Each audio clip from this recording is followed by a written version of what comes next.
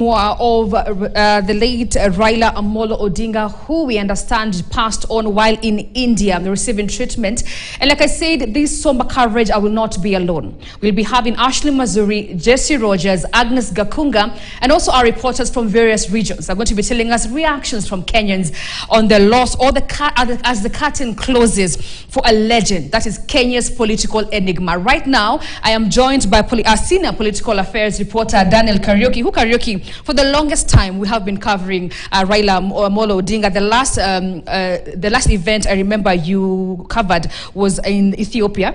Right, and I think the last one was in Homa Bay County, where we are having the devolution conference, and I think that's the last time that we saw the former Prime Minister in the public in a public event.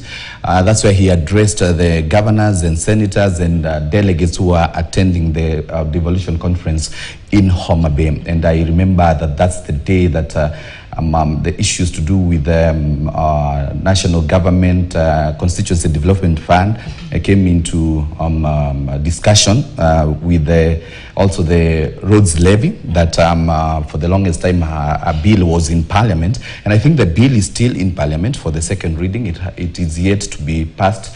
That has been sponsored by Homa Bay Town MP Peter Kaluma, and that's when Raila Odinga was talking about some of the roads being under the county government, and that the national or rather the NGCDF is not supposed to be used for road development. And there was a back and forth about the stand on Raila Odinga saying that the NGCDF should be under the county government. So that's the last event I think I saw the former Prime Minister talk about national matters. And since then, the other event that would have been the event that he would have addressed Kenyans would have been the ODM at 20, because we have had that event in the last 1 week in Mombasa, but we couldn't. In fact, the events had been postponed because of his availability, and I think that's when he traveled to India. So he has been, just as you have put it, he has been in the Kenyan politics an enigma in this Republic of Kenya. And you've asked a question about AU. Yes, in Ethiopia. I think I covered. Yes, because basically that was the more of like his last stab into any more of like an elective position. The last one was in 2022 under the Azimio One Kenya coalition, where he wanted to be the 5th president of Kenya. At the time he was called the 5th, but that did not happen. His last bullet, some of them said, was the AU chairmanship position, where you covered on behalf of KTN, and he sadly again he lost to the Djibouti's foreign minister, that is Mohamed Yusuf. Yeah, Mohamed Yusuf is the AU chairperson, is the one that garnered the votes. I think they went all the way to the 7th round, because the first, second, and third, they were 3 candidates. And Raila Odinga was first in the first round. He came in second in the second round, the third round, the fourth round, the fifth, the sixth, and definitely after he lost in the fifth round, in the sixth round, the 7th round meant that the Mohamud would become the AU chairperson. But during the coverage, you could say that this was not only a Kenyan leader, this was an African statesman, as they put it, because most of them, if you could be keen with the votes, you could realize that they were just having a difference of like 2 or 3 votes, meaning that the Kenyan delegation led by President William Ruto had managed to rally so many countries behind Raila Odinga. And during that election, the AU chairmanship election, Raila Odinga had really crisscrossed most of the countries in Africa pushing to be elected.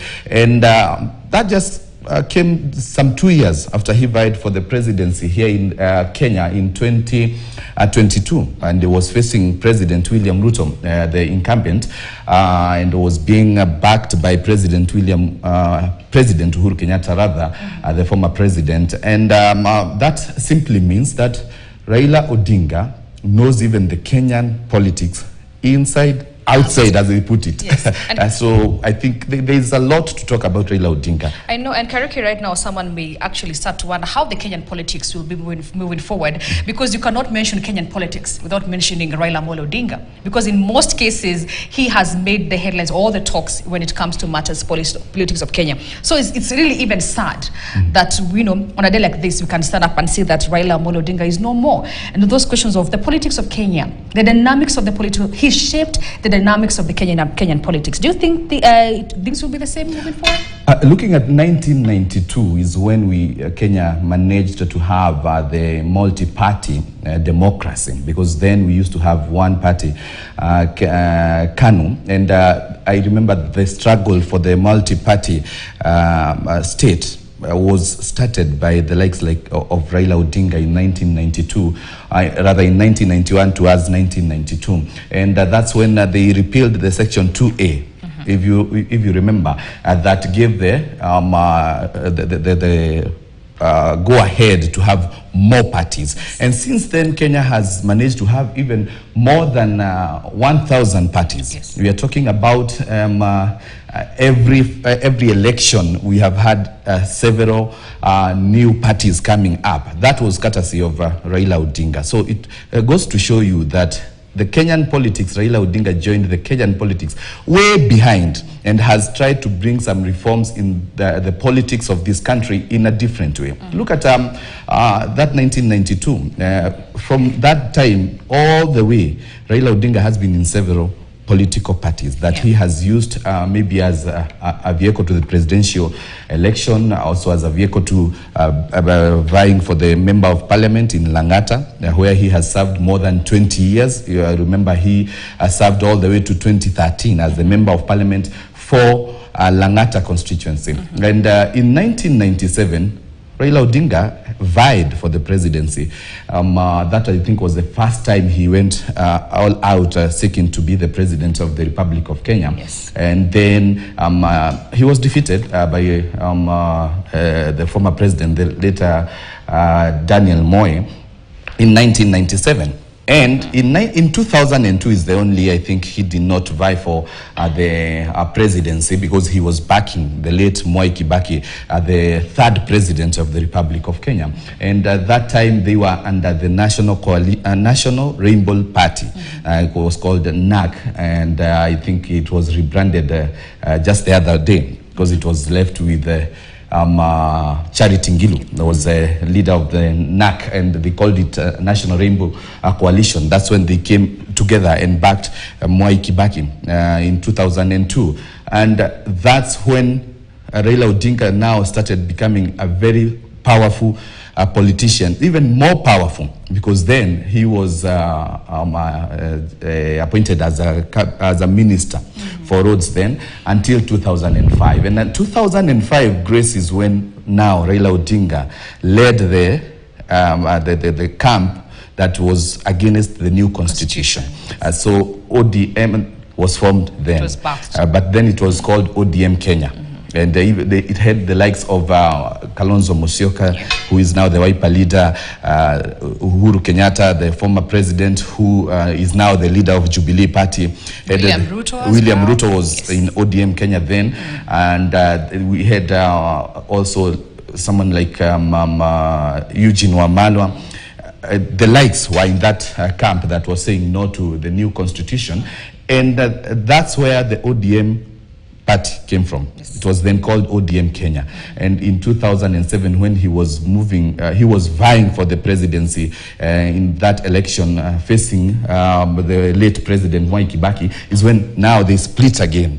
So ODM Kenya was left with Kalonzo Musyoka, and then Raila Odinga went with ODM in 2007. Yes. And then now Uhuru Kenyatta, the former president, was still in KANU then. He had not formed a new party. Then in 2013, again Raila Odinga vied, now facing Uhuru Kenyatta. Uhuru Kenyatta was having the national, the TNA, the National Alliance Party, TNA. I'm trying to show you how the parties have the multi-party democracy that was brought in courtesy of the push by Raila Odinga has really evolved and helped to have even more parties. And that's what we have actually witnessed in the recent times. And ODM was formed in 2007. It was celebrating 20 years. In 2025. That goes to show you that he's a man that has been very critical in the Kenyan politics, more so about political parties, because he has always had a way of coming up with I would say, is it like reviving himself from the ashes, maybe, when the elections are done? He was actually a very smart person. And just to cut you short, from what you have said earlier, you've named so many people that were actually passed through Baba's hands. And to date, most of them say that we are where we are because of Baba. That is a like even over President William Ruto. I remember when the Kenya Kwanza government and the ODM party signed a pact, he said that I was a member and I passed through this man, and this man held my hand, and that is why I am where I am today. And that is why I was asking you before, because most of these politicians actually passed through Baba. Baba has been a mentor of many, the young, the old, you name it. He has been a mentor of them. And that's when I asked you earlier before, do you think like politics will ever be the same again with now this curtain of Raila Odinga closing? Definitely. The politics of Kenya are going to change drastically. Yes. And the landscape will shift because as we speak right now, Raila Odinga has been the kingpin, so to say, of the Nyanza region. Because when you talk about Nyanza region, the moment the late Odinga, the father to Raila Odinga, moved out of the politics, Raila Odinga took over. And since then, he has been the person behind the kingpin statements in Nyanza region. And no one has dared to go against Raila Odinga in the Nyanza region. And they had already joined the broad-based government. We are talking of the new government that the President William Ruto has set up under the name broad-based. The moment that they formed that broad-based government, it brought on board so many leaders. We have seen so many leaders join that. So the fact that Raila has been giving the direction on how to go about things, has been defending the current government in a different way and supporting it, him leaving means, him passing away means that everything is going to change. And it means even for the Nyanza region, they will have to start now thinking of who can we talk of being our kingpin. Because just like in Mount Kenya region, where President Uhuru Kenyatta in 2022, most of the people had gone against his push or his preferred candidate. And now the Gachagua has been trying to push to be the kingpin. It will be the same thing in Nyanza region. You are going to see various leaders trying to come up as the kingpin. And so it means that anyone who will be seeking for the presidency in 2027 or for any elective seat, now if you are hiding behind Baba, you'll have to think through. You have to think through of how you are going to go about it. And again, anyone seeking to be the president, whether it is Rigathi Gachagua, whether it is Kalonzo Musyoka, whether it is the incumbent President William Ruto, even Fred Matiang'i, they will have to think through of how now they are going to, they have to go back to the drawing board. That is given, that is a fact, and it cannot be ignored in the Kenyan politics. So I believe that the Kenyan politics will definitely change, and it's something that we cannot avoid to say, that it's going to change the Kenyan politics. All right, as a political reporter, I cannot even stand to believe how the politics in Kenya are going to be moving forward. But you cannot mention Raila Odinga without remembering January 30th, 2018, where he was sworn in as the people's president. Take a look. Na siku iliyokuwa ikisubiriwa na wengi kwa hamu na hamu iliwadia. Wafuasi wa NASA waliwasili kwa mpingo katika bustani ya Uhuru katikati mwa jiji la Nairobi. Bustani ya Uhuru ikijaa na kutafika watu. Wote wakistahimili makali ya jua bila kufa moyo, wakisubiri vinara wao kuwasili kwa sherehe ya uapisho. Na mwendo wa saa 8:30 hivi, Raila Odinga aliwasili vifijo na nderemo vikishamiri kwenye bustani.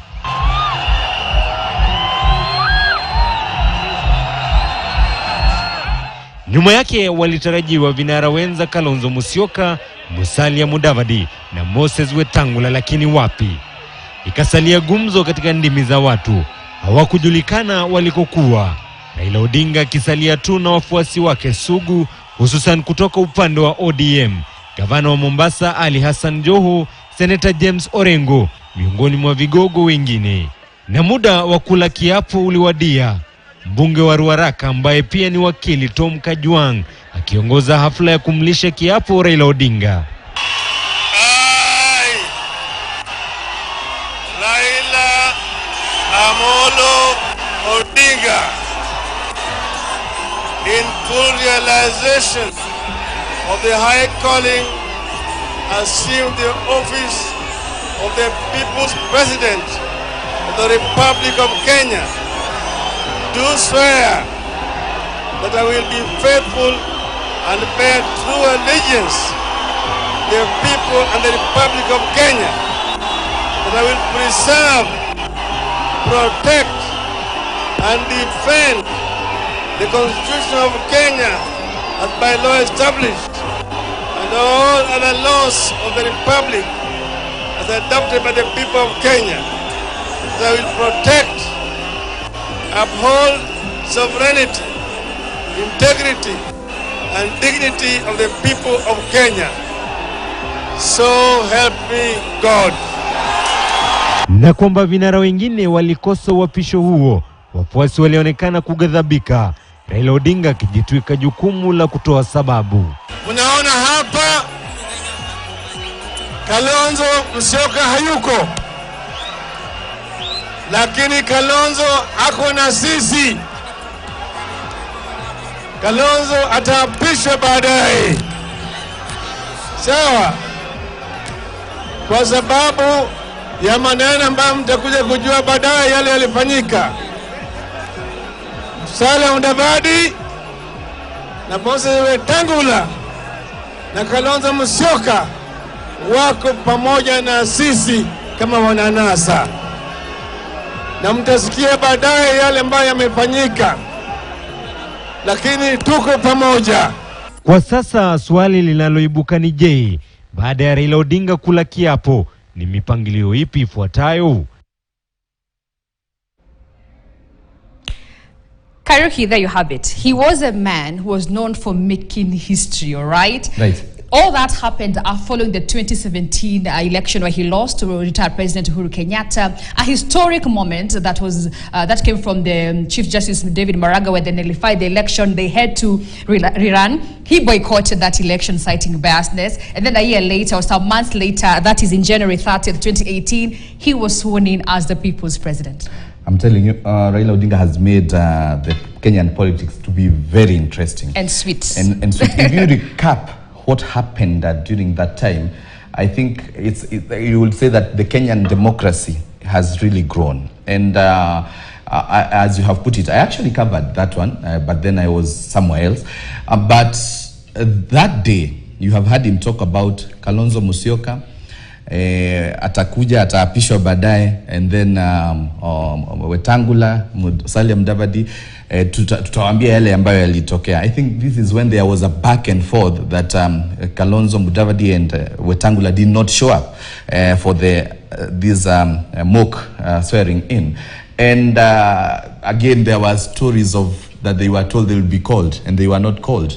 Kairuki, let me just cut you short. Hold that thought, all right? It's right. A very special line. I know you're like, but hold that thought. Okay. What we are understanding at the moment is that President William Ruto has convened an extraordinary meeting of the National Security Council this morning, and then later he will chair a special cabinet meeting at 2:30 p.m. I repeat, what we understand at the moment is that President William Ruto has convened an extraordinary meeting of the National Security Council, and then later on they're going to be chairing a special cabinet meeting. It was born to happen. It was born to happen. You know, he has been in government for quite some time, Raila Odinga, and he has been the backbone of most of the decisions that have been made by the government. As I told you, I think 2013 to now is when he has not been in government like you can directly.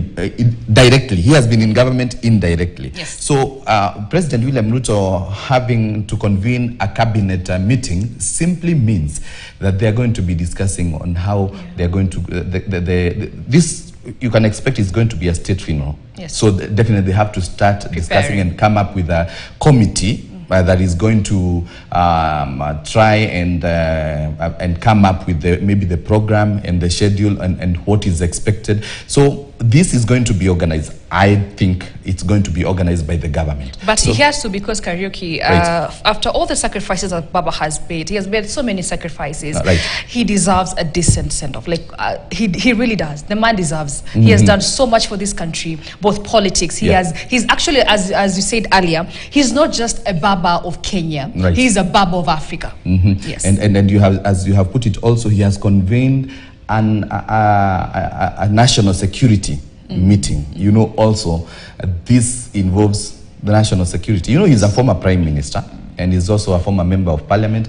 He's a former minister. He's a person who has been in government for quite some time, and that's the reason the national security definitely has to be involved in the plan to in what happens next. And also we expect his body to be arriving in the country.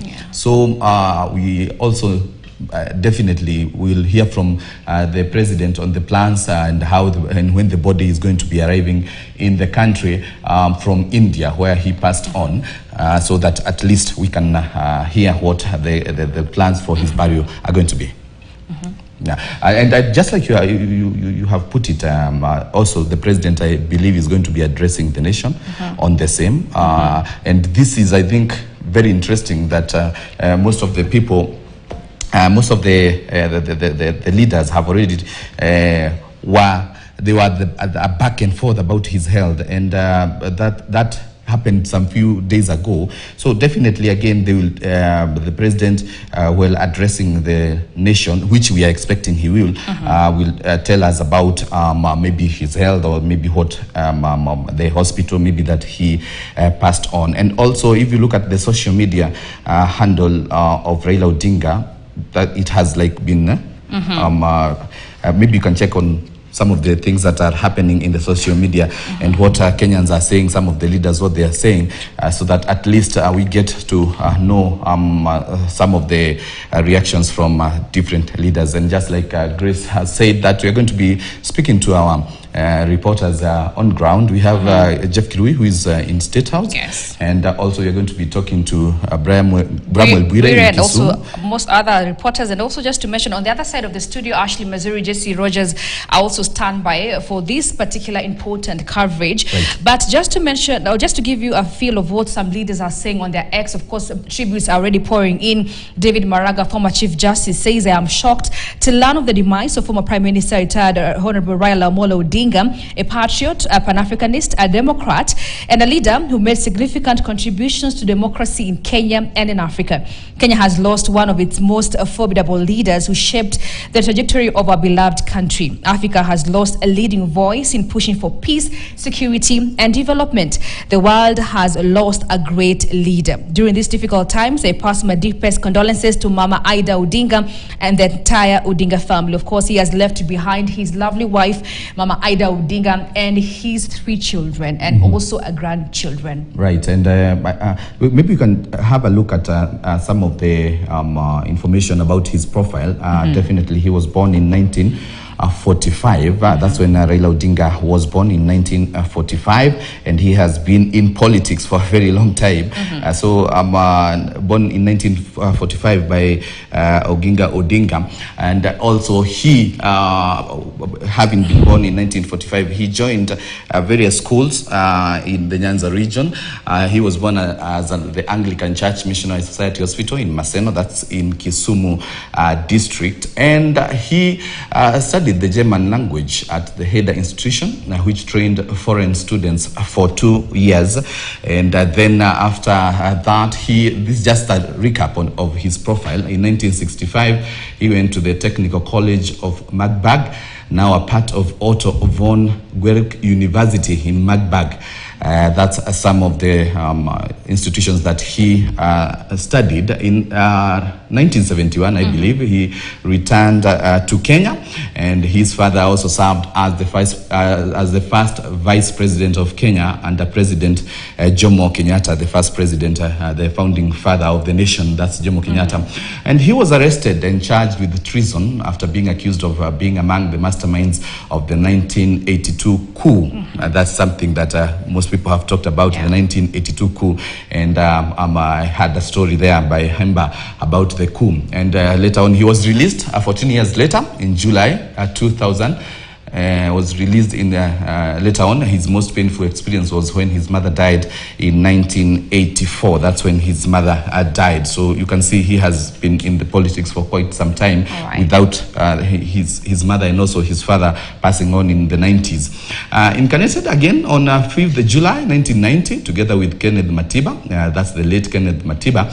And also Matiba vied for the presidency in 1992. In 1992, he vied for the presidency. Odinga has run for president of Kenya for 5 times, if told you that. That's in 1997, in 2007, as well as in 2013, 2017. And also the latest was in 2022, where he faced President William Ruto. So definitely you see from the 1980s, 1982, they're talking of coup, attempted coup. Where were you in 1982? Last night. But you can see he has been in politics for quite some time, because 1982 there was an attempted coup, and that's when he was actually arrested in that time. And we have various leaders also who are giving out their condolences messages. That's Senior Counsel Ahmed Nasir Abdullahi. He's saying, I say his Honorable Raila was the most consequential politician in Kenya in the past 3 decades. He will be missed at many levels at the political scene. He left few enemies, some allies, and many orphans. To Mama Ida and the kids, Poleni, a political giant, has arrested. And just as I said, from his political life, he was married to Ida Betty Odinga, and they had 4 lovely children.